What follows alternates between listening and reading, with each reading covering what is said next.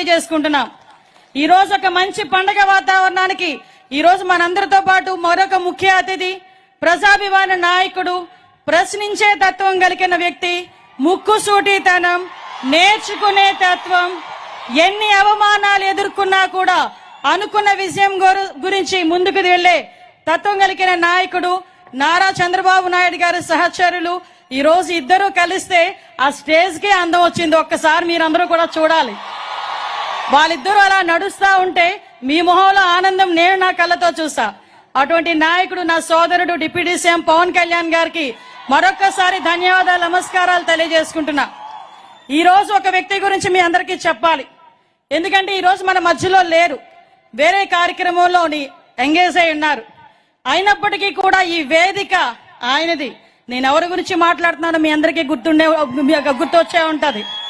మనందరి అభిమాన నాయకుడు నారా లోకేష్ గారు ఈ రోజు ఈ కార్యక్రమానికి ఒక రకంగా చెప్పాలంటే కర్త కర్మ క్రియ. ఎందుకంటే యువగలం పేరిట పాదయాత్ర అనేది ఒక సంచలనం, అది ఒక చరిత్ర.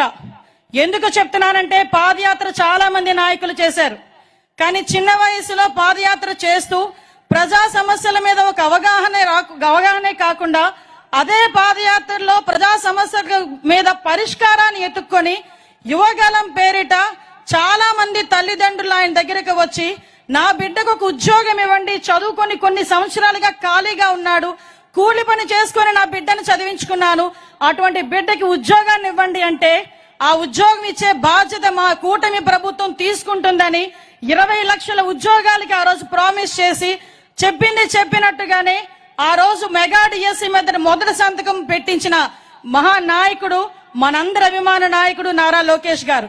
ఈ రోజు ఈ పోస్టింగ్లు కూడా 6000 పోస్టింగ్స్, సుమారుగా 4 సంవత్సరాల కళ ఇక్కడున్న చాలా మందికి. ఎందుకనంటే ఇందాకే వచ్చినప్పుడు సార్ అదేవిధంగా పవన్ కళ్యాణ్ సార్ అన్నారు అందరి మొహంలో నవ్వు కనిపిస్తుందంటే నేను చెప్పాను సార్ సుమారుగా 4 సంవత్సరాల కళ సార్.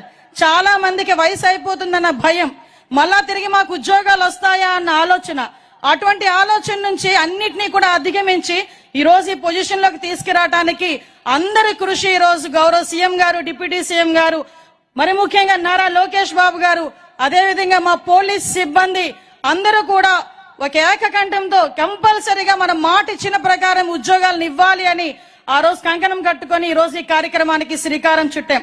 ప్రత్యేకంగా ఈ వేదిక తరపున యువగలం రథ సారథి నా సోదరుడు నారా లోకేష్ గారికి ప్రత్యేకంగా ధన్యవాదాలు తెలియజేసుకుంటూ ఈ రోజు పోలీసు వ్యవస్థలో సమూలమైన మార్పులు తీసుకురావడానికి గాని ప్రతి ఒక్క పోలీస్ వ్యవస్థకే కాదు ఈ రాష్ట్రానికి వెన్నుముకగా నిలుస్తున్న గౌరవ ప్రధానమంత్రి నరేంద్ర మోడీ గారికి, అదేవిధంగా అమిత్ షా గారికి కూడా ప్రత్యేకంగా ధన్యవాదాలు తెలియజేసుకొని ఈ కార్యక్రమాన్ని ఇంత అందంగా తీర్చిదిద్దిన నా పోలీస్ సిబ్బందికి, ప్రత్యేకంగా మా డీజీపీ గారికి అందరికీ కూడా ప్రత్యేకంగా నేను ధన్యవాదాలు, నమస్కారాలు తెలియజేసుకుంటున్నా.